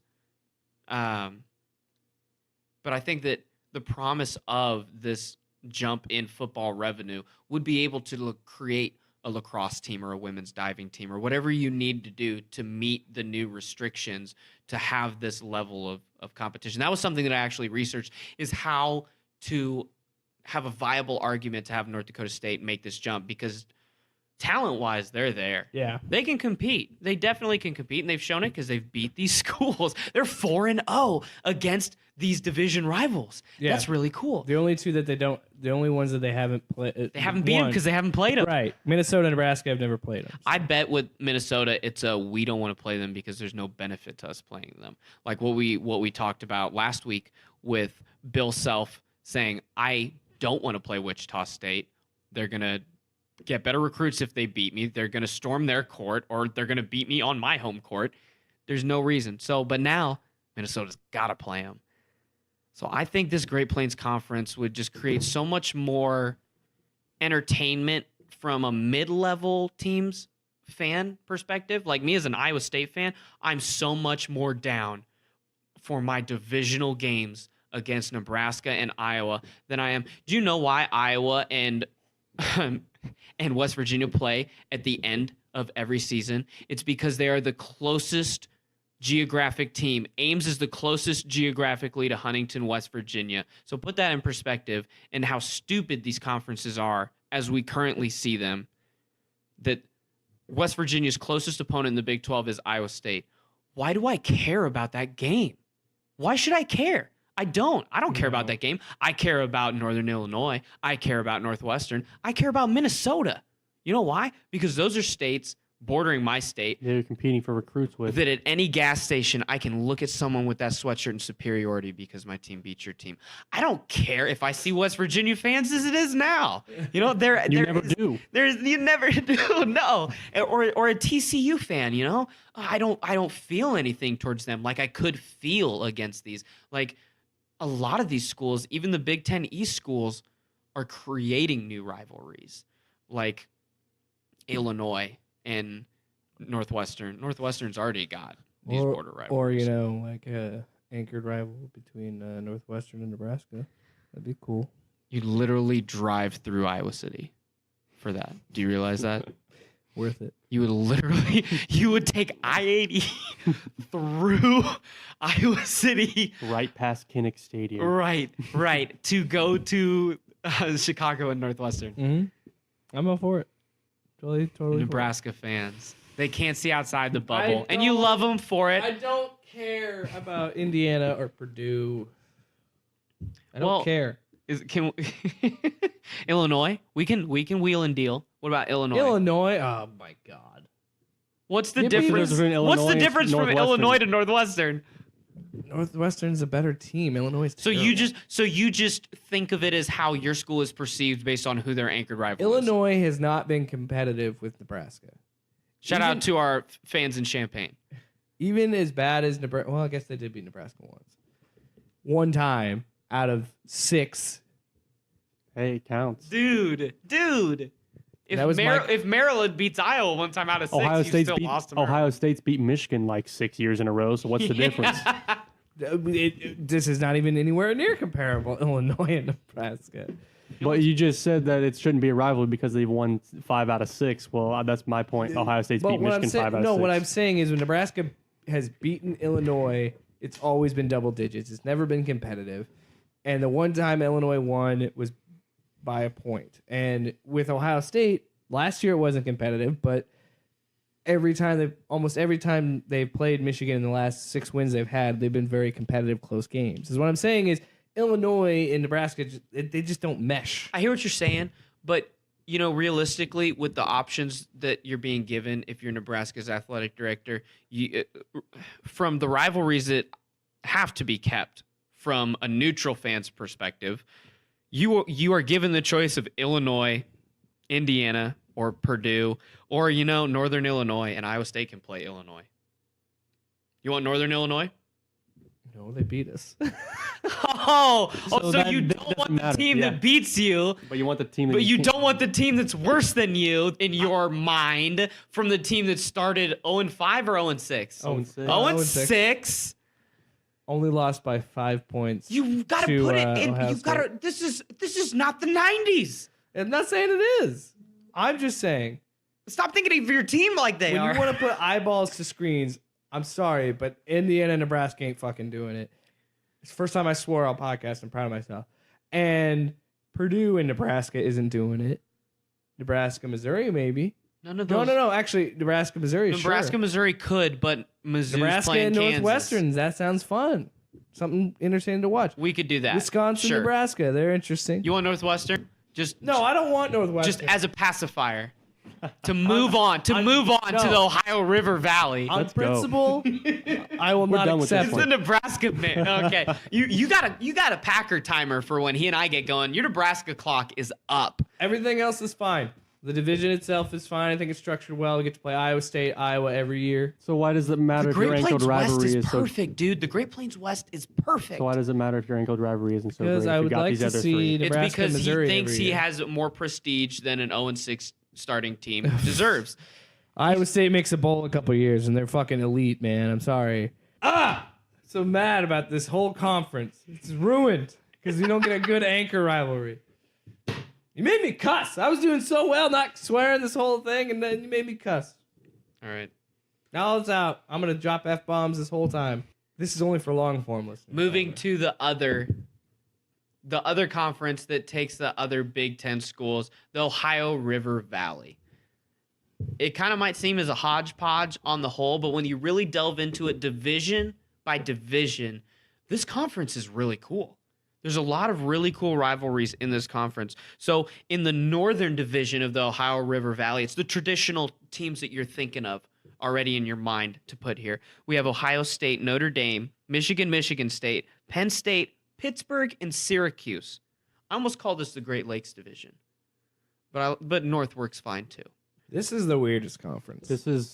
That division is one of the best in college football. That's right off the It's a the very start. powerful division. Yep, It's just like- the SEC. Well, you're- like the Dixieland East. West. Well, Or that's what I meant. You're saying that in the manner that you think that Michigan has a chance against Ohio Well, you State? still got Ohio State. You've got Notre Dame. You've got Harbaugh Michigan can't beat State. Ohio State. You've got Can Michigan. now. Urban's got. You've got Penn State has been very good. Oh, it's a very- Syracuse was a top 20 team. It's this a very season. good division. It's a very good division. Pittsburgh made the ACC championship game this year. And so if there It's is kind of a joke, but I mean they did make it. if there is a division that gets is this the first division to get 2 teams to the tournament?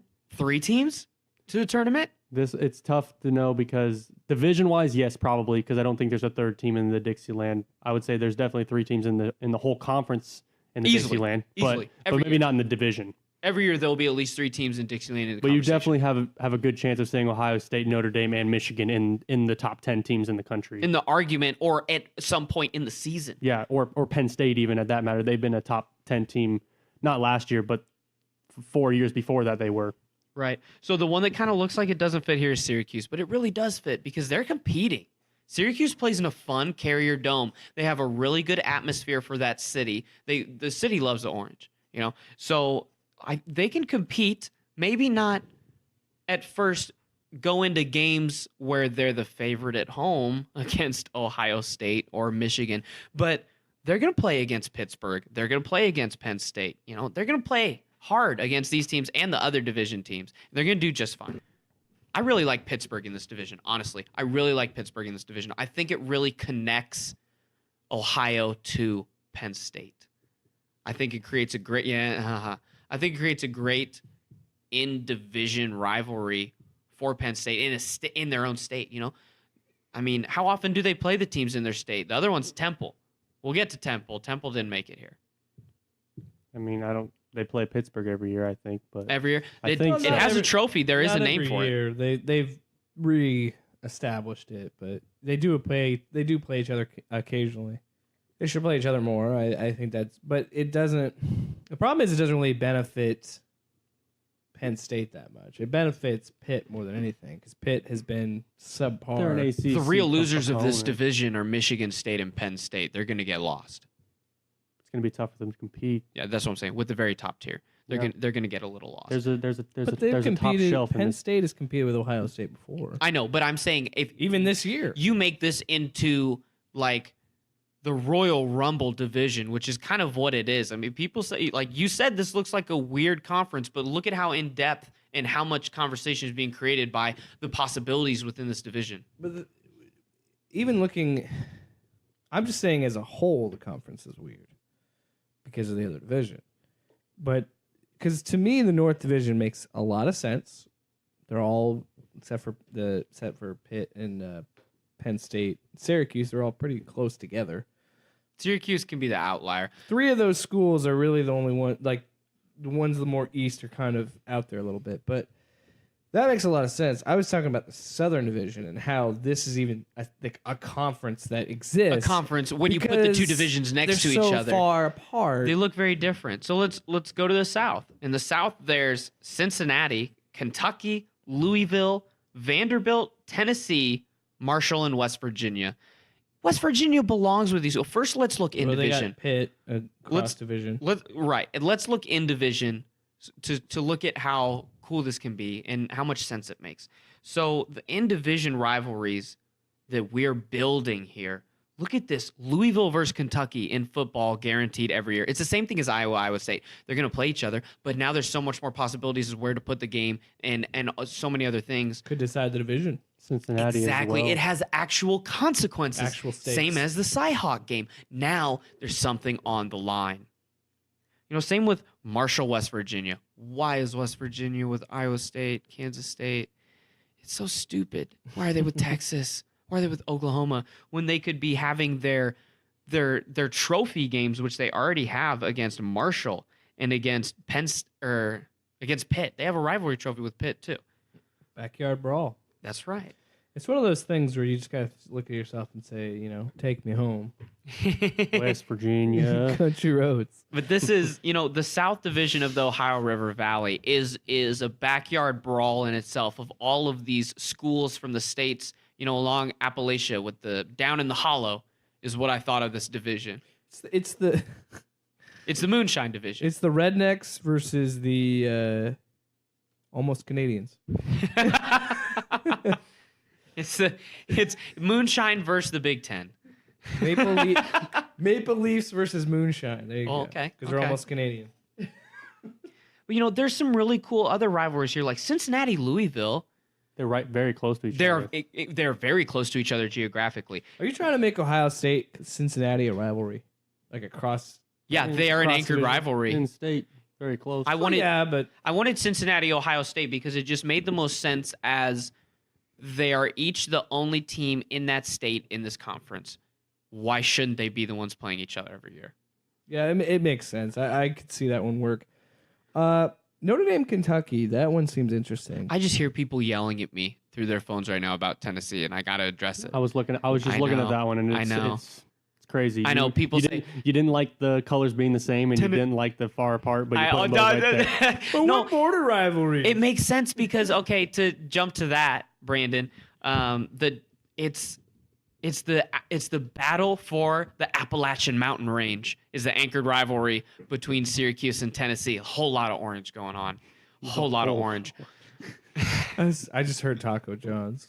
Whole lot of Mexican going. Whole lot of orange going. And I on. get that anchored rivalry doesn't make sense, but when you look at the divisions individually and then together on the whole, it really could be cool to say this is the team that won the battle for the Appalachian Mountain Range. And some other schools will be like, hey, what about me? But you have other rivalries that make more sense, so let them have this. Because They have Let nothing them have- else. yeah, because Tennessee's like, you let us stay with Vanderbilt and gave us nothing else. Well, there's Louisville and Kentucky. It's a classic Nebraska situation. For, I tried. Tennessee. I tried my best. Kind of, yes, kind of. To the one volunteer fan listening that's very upset with me and does not agree with the solution at all. If you look at the rivalries that you have, and remember, there are still 2 non-conference games where if Alabama has the balls, you can still continue your rivalry with Alabama, and you can play it in one of the first. You can play it. It's called the third Saturday in October. Isn't that what it's called? Yeah, it has a specific name.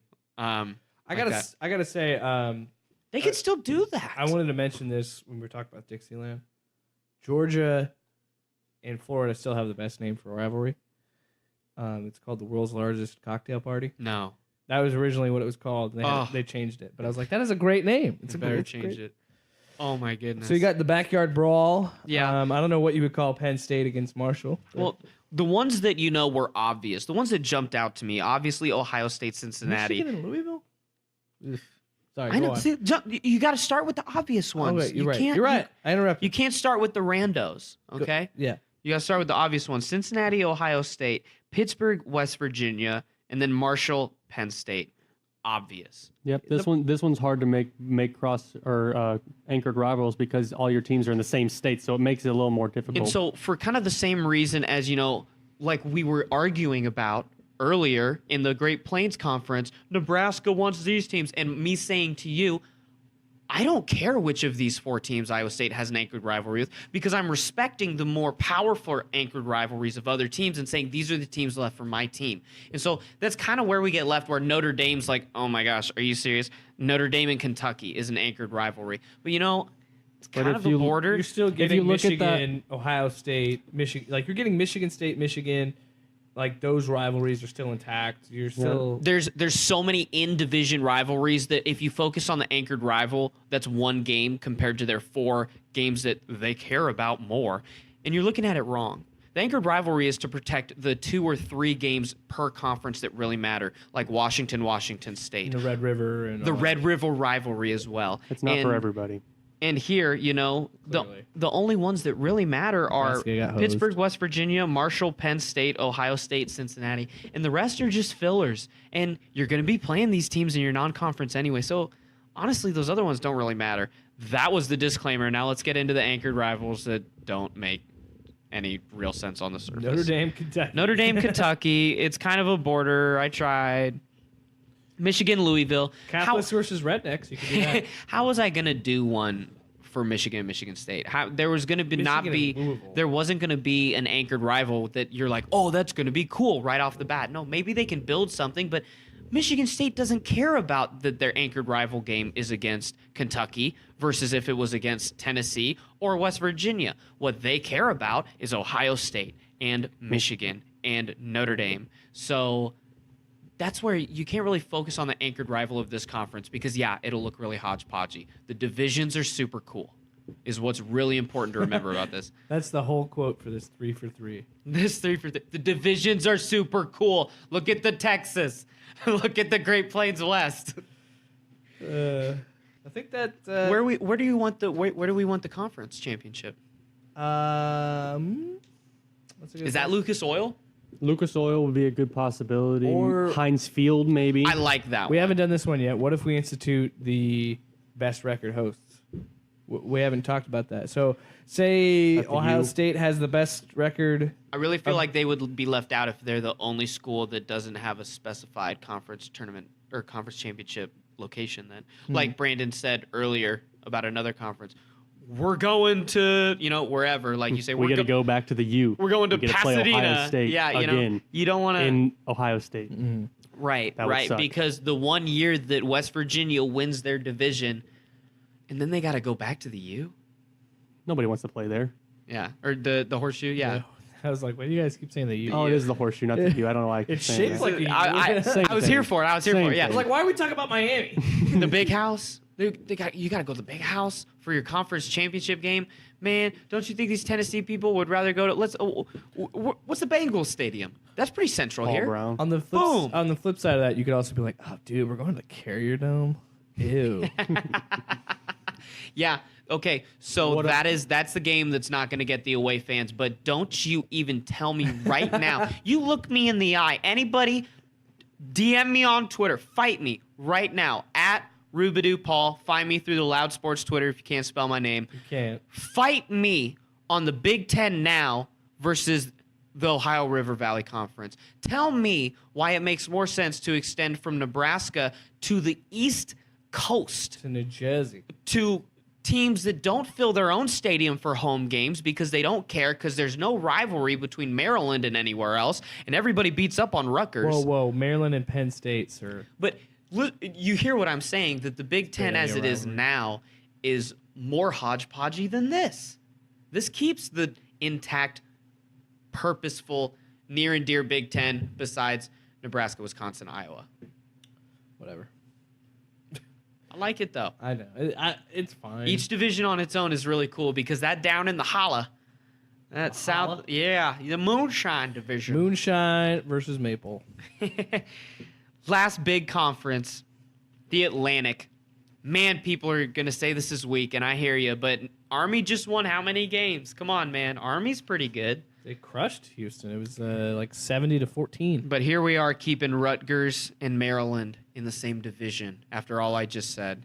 The North Division of the Atlantic, which is basically I wanted to keep all of the North Carolina schools together. So based on going from North Carolina schools north on the Atlantic seaboard, we got in the North Division Boston College, Connecticut, Rutgers, Temple, Army, Navy, and Maryland, which if this started tomorrow, this is the weakest division in all of power college football. Especially Connecticut. They went 0-12. Connecticut set a record for like worst defense ever, didn't they? Yep. It was over 600, I want to say. I have heard people points? saying No yards a game. Oh. I've heard people saying get rid of the program. Wow. Yeah, but that's not realistic because of the money that football brings in no matter what in a power school. So that doesn't really matter. You know, teams are going to build. Somebody will come out. Temple was very good this year. Temple, Army, Navy. How about the Army-Navy game as like be a divisional thing. Yeah, as Inside the because it is at the very end. So you just you maybe move it forward one weekend to the end of the regular season. And what if that decides who goes to the conference championship? Everybody nationwide is watching that game. More than they are now. Definitely. Yeah, who really cares? So in the South, Other than servicemen and women, thank you for your service. the South is really cool because Saved it really is Virginia and North Carolina getting together and battling it out. You know there's going to be bad blood between these schools: Duke, Wake Forest, Appalachian State, North Carolina State, Virginia Tech, and Virginia. Bring it up. Do it right now. You heard the one that does not belong. Appalachian State. That's right. They have won back-to-back Sun Belt championships. It was between, here's honest truth. So they get in here, It was- not Tennessee. Why are they here? Not the Ohio River. Because I want Tennessee to keep with Vanderbilt and Kentucky and Louisville. You're putting Tennessee over with one school now. Where it was for me is it was between Appalachian State and Eastern Carolina for the team that's moving up here. But I thought, Eastern Carolina, or no, that's not going to work. Or Coastal Carolina, whichever one. Eastern. There's two of them. probably. Eastern is the one that's in North Carolina because that's the one I was looking at. What? But Appalachian State is in North Carolina. Yeah. And so that makes it geographically work, and it works from a competition standpoint. They only moved up to Division I CFP level 3 or 4 years ago, and they've won the past 2 conference championships in the Sun Belt. They are what North Dakota State would do if North Dakota State moved up to like the Mountain West right now. That's what would happen. So I think Appalachian State deserves this. They can beat North Carolina. Yeah. North Carolina is a dumpster fire. Even after announcing Mac Brown, you're like, all right, well, show me something. You're still a basketball school. Yeah, you're still okay. Even your best football players were at that school playing basketball, like Julius Peppers. Or the fact that all their players were caught cheating. That was Right. Yeah. real smart there, North Carolina. I think it's a really good Southern this is Division. Interesting. It really beats itself up. When I look at these, and I know I touch on this a lot, and I touch on this a lot because this could be the most contention in this plan, is the anchored cross divisions. I wouldn't even have them in this conference, to be honest with you. I mean, But it's 7 teams, so then otherwise you're playing 3 conference opponents 1 year for the next, or you're playing one every 2 years, no matter what, and it's a super long 2-year rotating basis. and that's an issue. But I'm looking at these, and none of them really stick out to me that would be good games. Oh, I mean, my friend. Boston College and Duke, no, not really. My friend. Navy, Virginia Tech. Could be a See, good yeah, one. you're focusing on Maybe. the ones that have nothing to start, that are starting at 0 instead of starting Maryland, with Virginia? traction. Start with traction. Yeah, Maryland, Virginia. Look at the schools that have something along a border, that have something that you immediately go, oh, okay. I'm going to be completely honest with you. I forget sometimes that Virginia is even a state. That's how irrelevant they are. to me. Navy, Virginia Tech. Could be interesting very, very shortly. Same with Virginia, Maryland. Also, anybody that lives in any other state than the ones that we live in probably hate me. I've been just talking so much. Yeah, trash on I'm other states. having to make up for Utah during the Pacific Coast, talk about how great Utah is because of you, and all these other things. Well, the Mormons, the angry Mormons. Yeah, but I think just like in the Ohio River Valley, if you look at this conference as kind of a meeting of two smaller, very important divisions, it makes a lot more sense. Because like in the Ohio River Valley, you look at both divisions individually. The North, there's a lot going on. You know, Boston College, UConn would be cool. Rutgers and Temple, Army, Navy, and Navy, Maryland, Army, Rutgers, Temple's right there near those schools. But you know, that's what I'm saying is like that's why there's a and then the South is all within 2 states. that's why there's contention for anchor rivalries because the divisions are good. Like you were saying, the divisions actually work really well. It kind of I'm realizing I'm just going to lose this fight anyway because I look at it this way. You're right.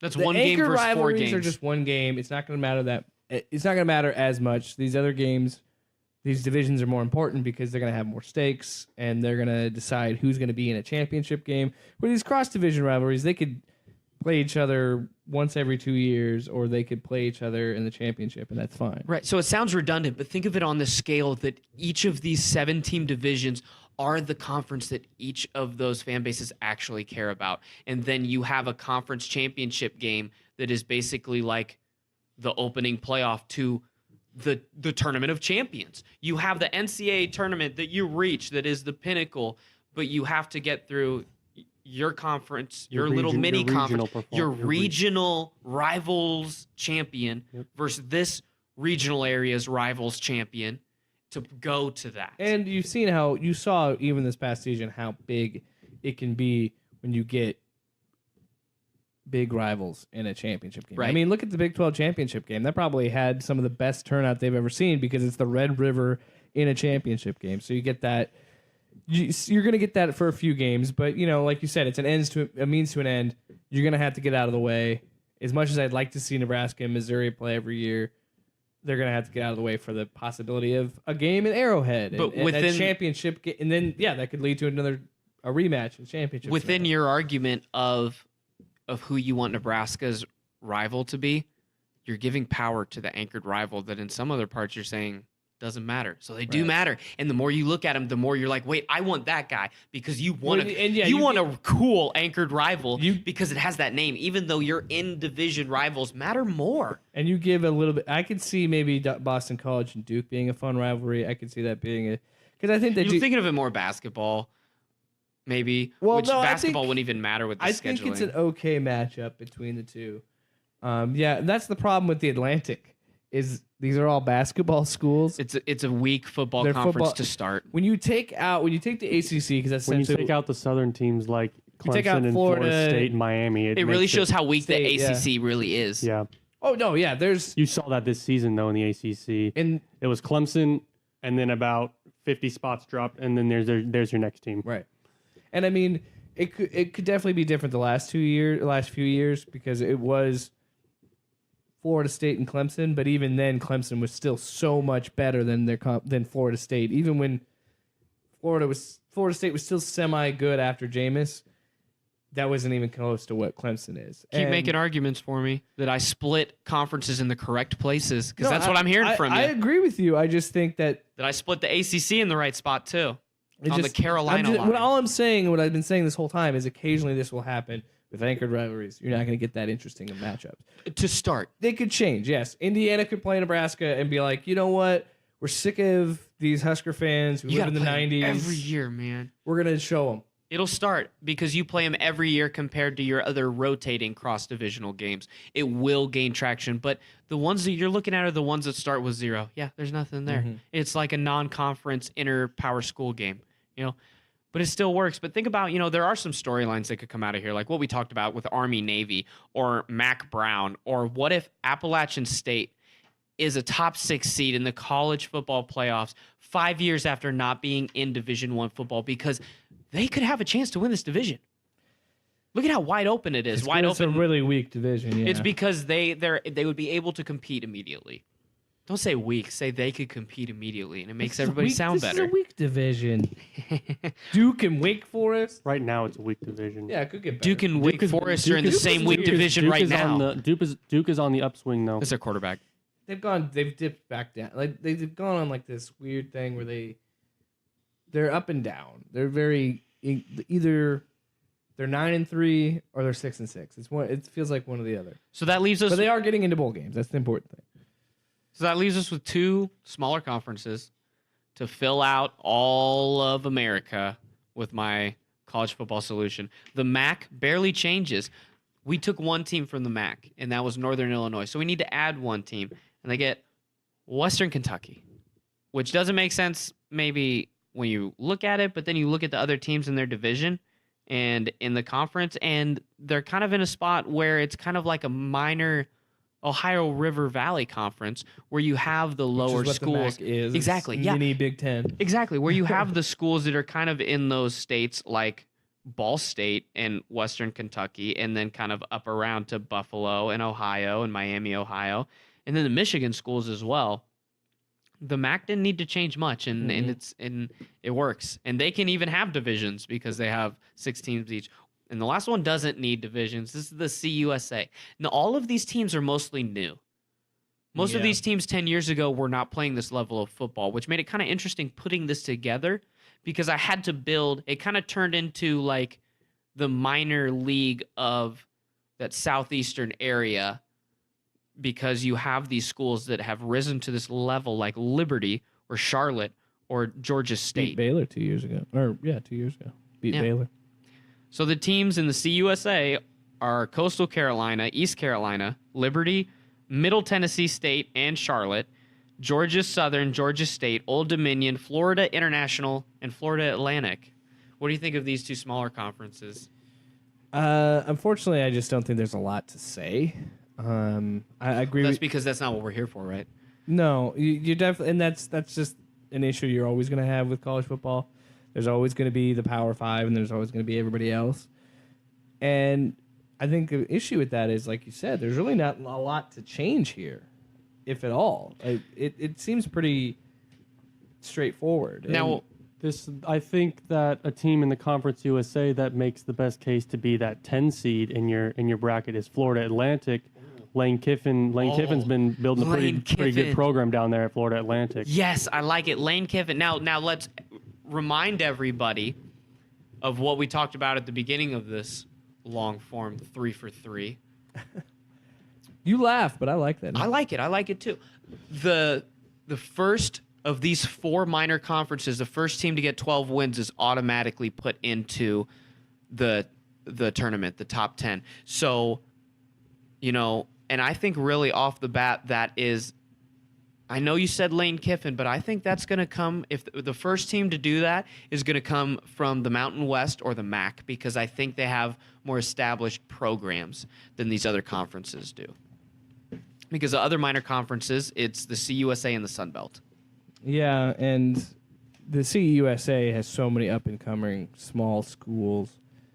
It's going to be harder to do because there's a little bit of more recognition in the They're the a MAC. little too up and coming still. Right, they're still too fresh. Fresh, yes. Yeah, Fresno State also makes a major case for that final spot as well. I could as see. I'm going back through all I the- definitely see a Mountain West team or a MAC team doing it first in my hypothetical situation. I think, yeah, I would see. I agree that Fresno State's a good one. I'm trying to go back here to one of the smaller ones, but Toledo's been not too bad recently as well, out of the MAC. Well, guys, that's 129 teams that we've talked about. There's one left. There's one independent. That's the UMass Minutemen. University of Massachusetts went independent a few years ago. They have stayed independent, and they've actually had more success record-wise in the past few years than they did in a conference. So as kind of like Idaho did in the West, they're going to happily stay independent and know that that means that they will be excluded from any play without 12-0. But I don't think they'll be going 12-0 anytime soon. No. Especially, even if half of their games are against MAC and they get 2 power schools to schedule them. They would have their own uphill battle to climb because they wouldn't have a conference championship to play in. Yeah. But I think that they're okay. They wanted to be independent. They've had more success, and now this is a solution for everybody. Yeah, I think it works, and I don't think anybody's, any love is going to be lost without a UMass team. I think everything will be just fine in that scenario. All other teams outside of like Boston College are like, who cares about UMass? Dude? Right. Exactly. Out of Boston College, except for like Boston College, Syracuse, and Connecticut, they're like, whatever, dude. Let them do whatever. Well, that's it. 130 teams later, 16-page manifesto covered. Thanks, guys. We got a lot of good feedback, and we expect to hear some from our awesome listeners. So let's tell them where to talk to us.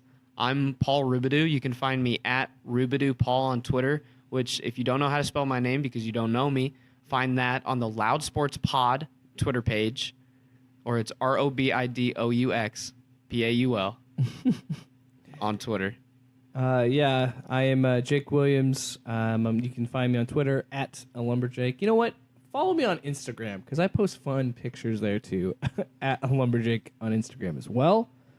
And yeah, that's pretty much it. Yeah, and I'm Brandon Plecker, and you can contact me at Brandon Plecker on Twitter. For all of your hot takes. All of your takes. And then also, you can find a lot of our content. Jake is at loudandopinionated.com. And you can find this actual manifesto to read at my new website at cornfedmedia.org.